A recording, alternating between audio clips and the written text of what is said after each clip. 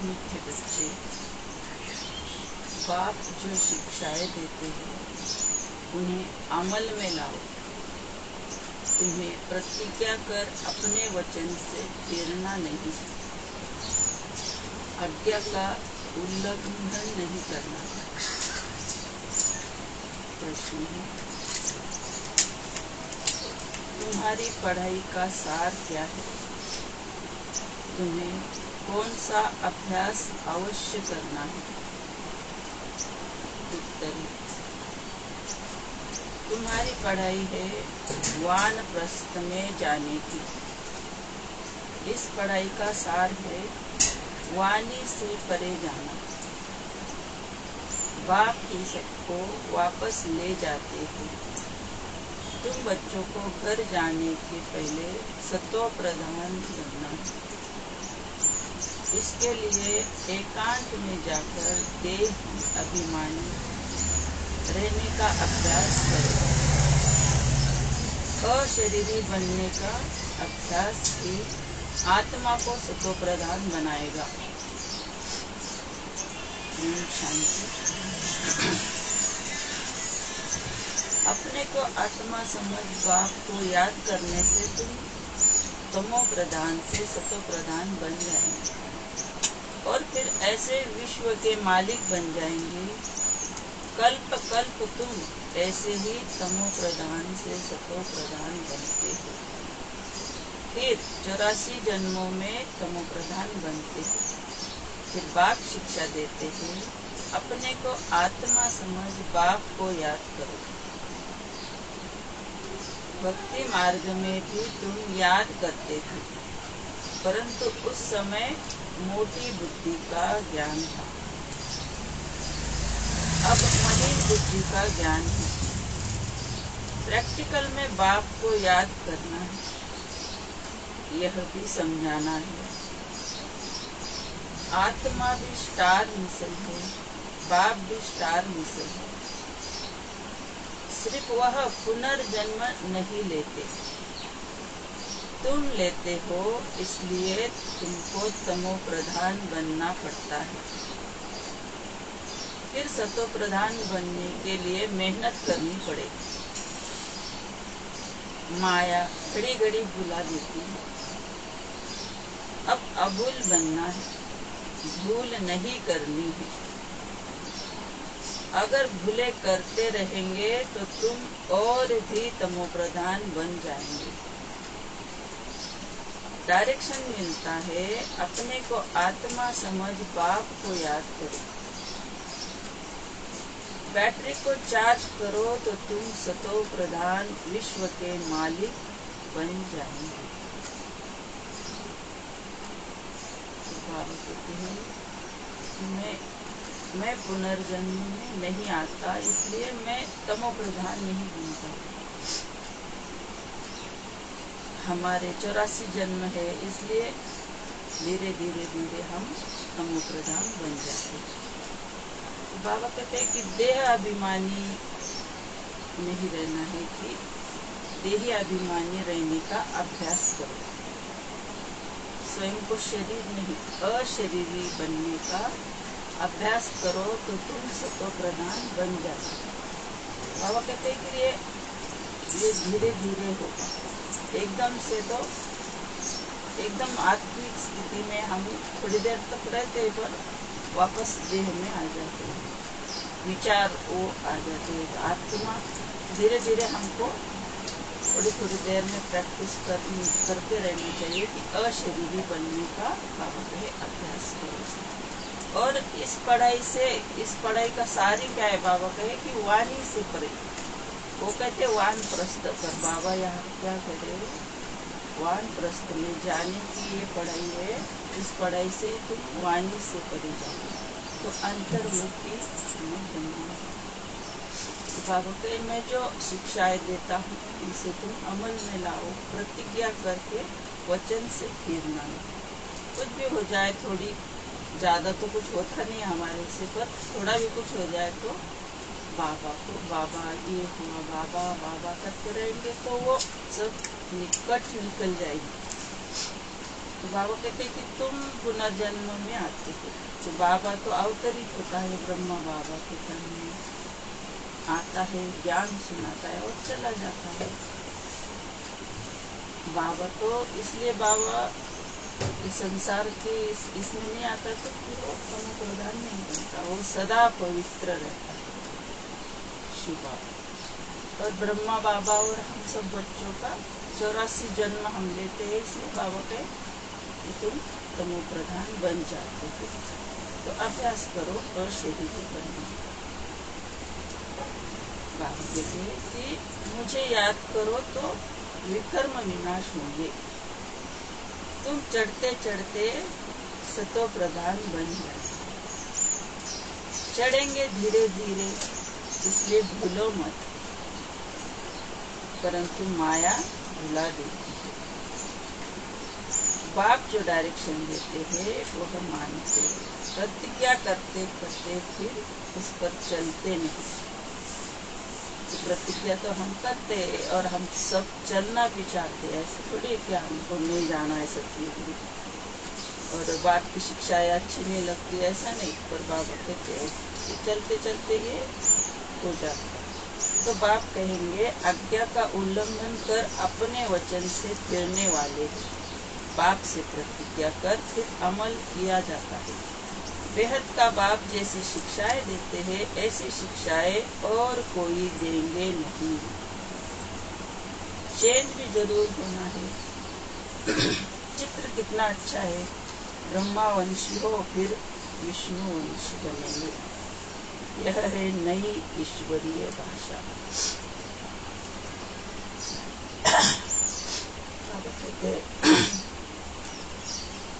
प्रतिज्ञा करते करते कोई उल्लंघन हमसे हो जाता है तो बाबा को बता देना चाहिए, लिख कर या बाबा के कमरे में बैठकर। बाबा कहते ये जो मैं शिक्षा देता हूँ ऐसी शिक्षा दुनिया में और कोई हमको दे न सके। तो बाबा कहते हैं कि फिर ये ब्रह्मावंशी विष्णुवंशी ये जो चित्र है तो फिर हम विष्णुवंशी बनेंगे। यह है नई ईश्वरीय भाषा। तो ये जो भाषा है ये और कोई ग्रंथों में कोई ऋषि मुनि आदि साधु संत हमें ये भाषा नहीं सिखा सकते सिवाय परमपिता परमात्मा। तो हमें बाबा की आज्ञा पर चलना है। बाबा को तो कुछ लेना देना है नहीं, वो तो ड्रामा के अनुसार उसके 33 कोटि जो देवता है वो तो बनने वाले हैं, पर हमें इस रेस में आगे आगे आगे दौड़ते रहना चाहिए। कुछ भी थोड़ा हो जाए तो और फौरन हमें वो पटरी पे अपनी गाड़ी को डाल देना। तो यह है नई ईश्वरीय भाषा। इनको भी समझाना पड़ता है। यह रूहानी नॉलेज है। यह रूहानी नॉलेज कोई देते नहीं। कोई संस्था निकली है जिन्होंने रूहानी संस्था नाम रखा है, परंतु रूहानी संस्था तुम्हारे बगैर कोई हो न सके। यह है नई बात। तुम बिल्कुल थोड़े हो और कोई यह बातें समझा न सके। सारा झाड़ खड़ा है, बाकी थूर नहीं है। फिर थूर खड़ा हो जाता है, बाकी टाल टालियाँ नहीं रही। तो बाकी पूरा झाड़ है, पर देवी देवताओं का जो ये है वो बाबा के अब नहीं है, थूर वो नहीं है, बाकी सब है। पर बाद में देवी देवता रहेंगे तो बाकी के जो धर्म वाले हैं वो नहीं रहेंगे।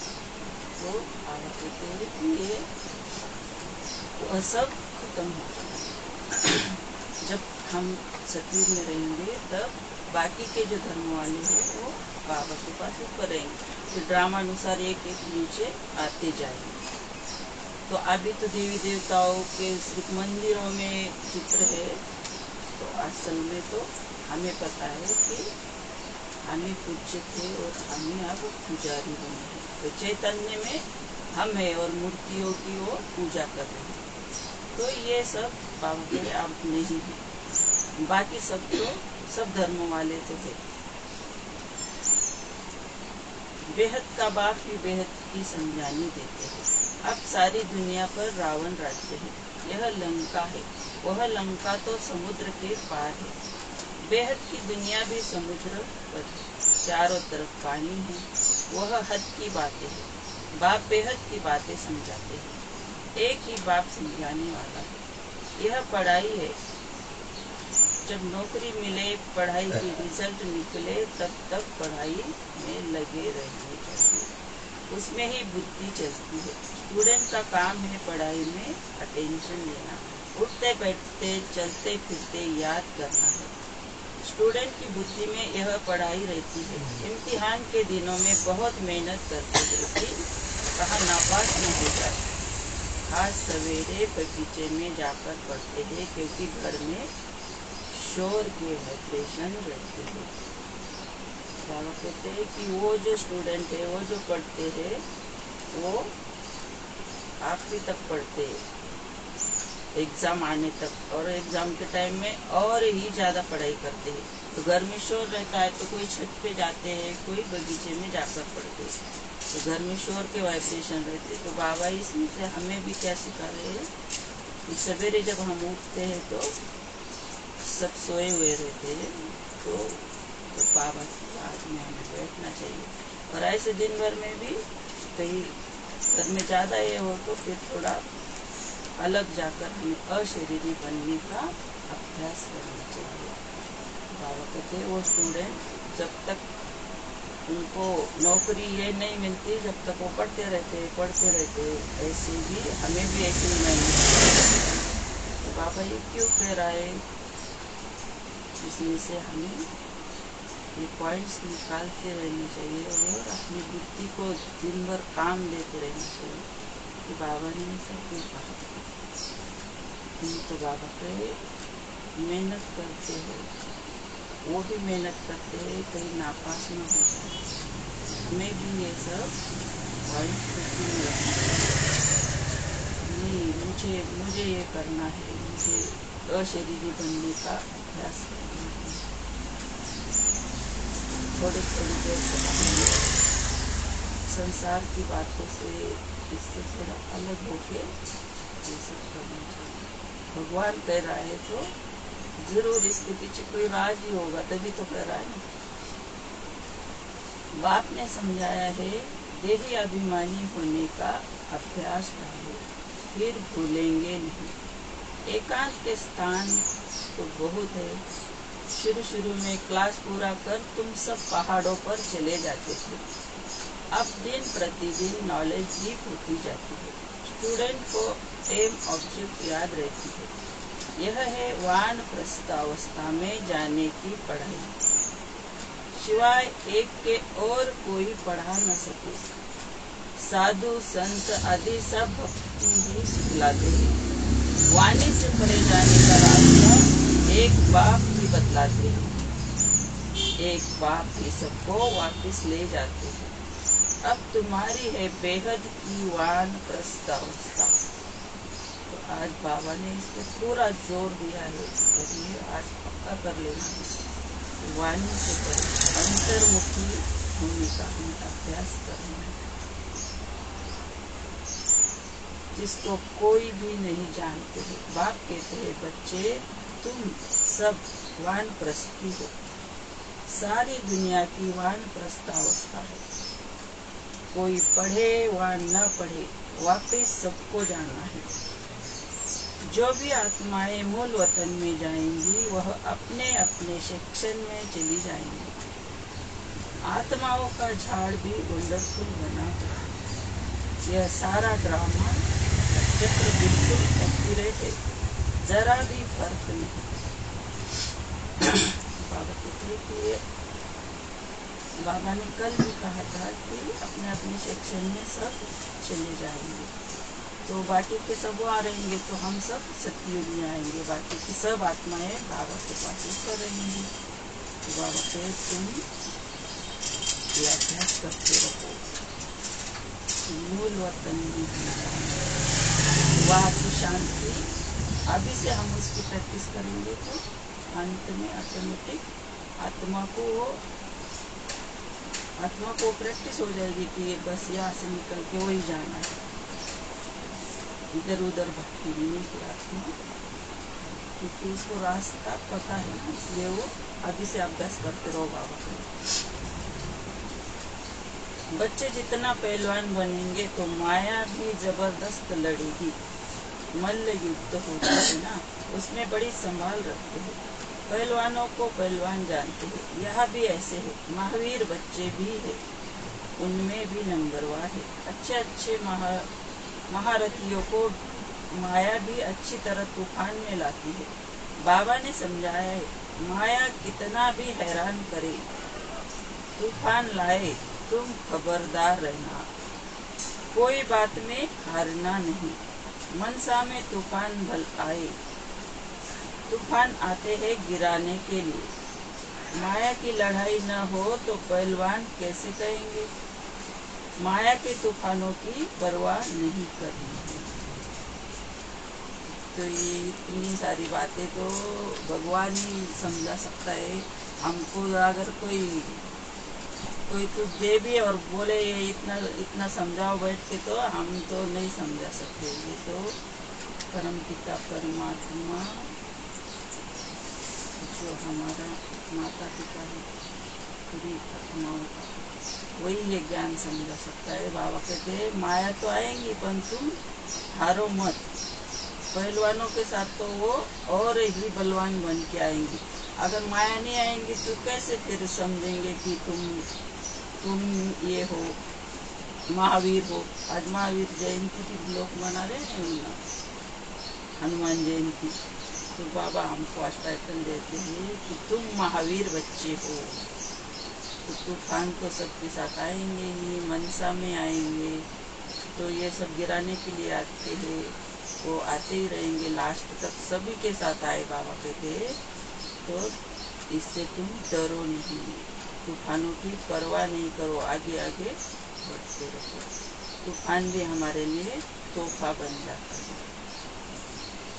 तूफानों की परवाह नहीं करनी चाहिए, परंतु चलते चलते कर्म इंद्रियों के वश हो झट गिर पड़ते। यह बाप तो रोज समझाते हैं। बाबा कहते एकदम झट से तो नहीं होगा, धीरे धीरे धीरे करते रहो। तो बाप कहते हैं मेरे को याद करते हो तो वह याद भी विनाश को नहीं पाती है। तो ये माया तो आएंगी, बाबा कहते हैं, पर मुझे तुम जो याद करते हो, वो जो पल है, वो जो क्षण है, एक एक क्षण हमें अपने खाते में जमा करते करते रहना चाहिए। तो बाबा कहते हैं ये जो याद है ये कभी विनाश को नहीं पाती है। तो बाबा कहते हैं कि थोड़ा भी याद करने से स्वर्ग में आ जाएंगे। थोड़ा याद करने से अथवा बहुत याद करने से क्या क्या पद मिलेंगे यह भी तुम समझ सकते हो। कोई भी छिप नहीं सकते। कौन क्या क्या बनेंगे खुद भी समझ सकते हैं। अगर हम अभी हार्ट फेल हो जाए तो किस पद को पाएंगे। तो बाबा का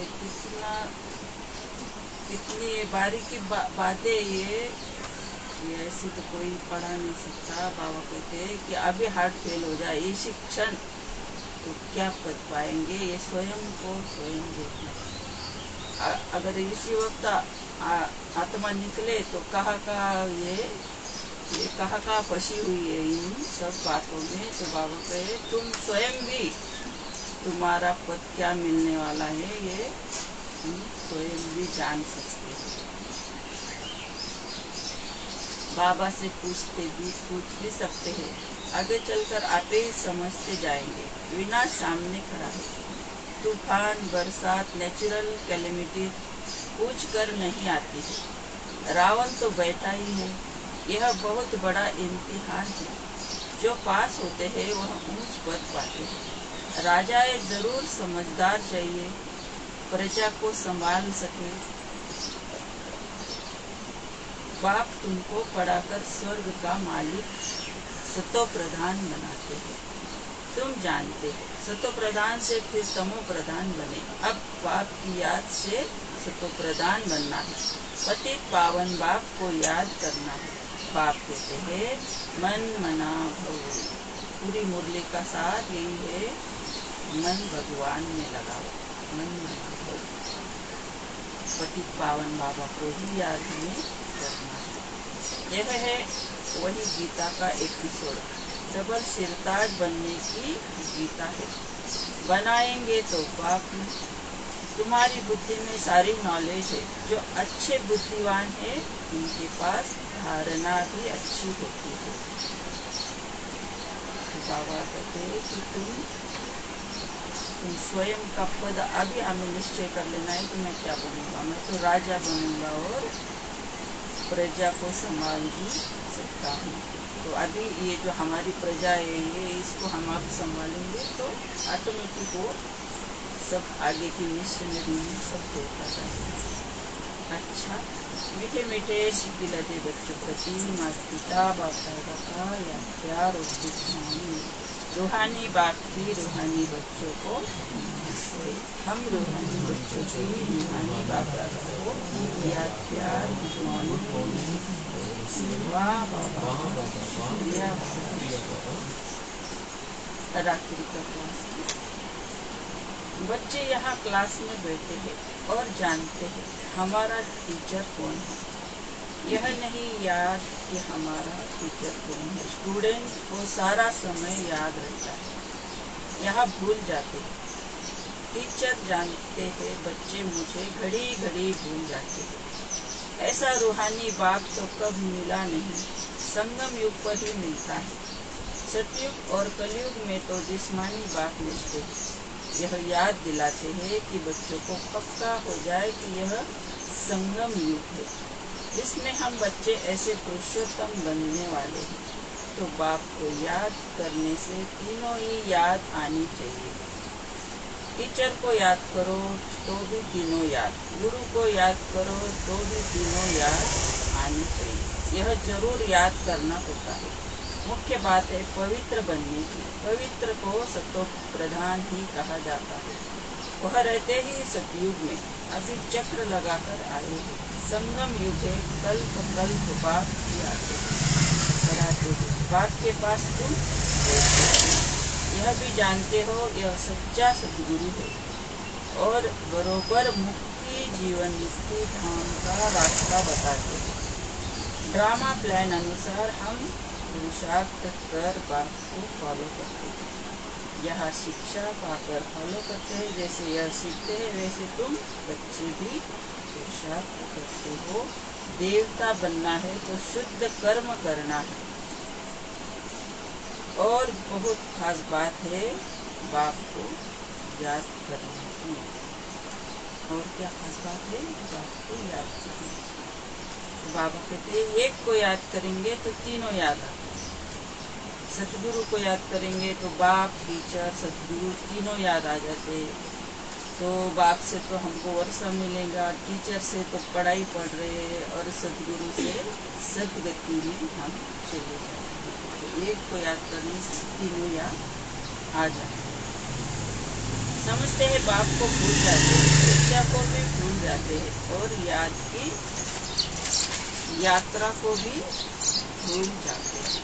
बाप को भूलने से ज्ञान भी भूल जाता है। मैं स्टूडेंट यह भी भूल जाता है। याद तो तीनों पढ़नी चाहिए।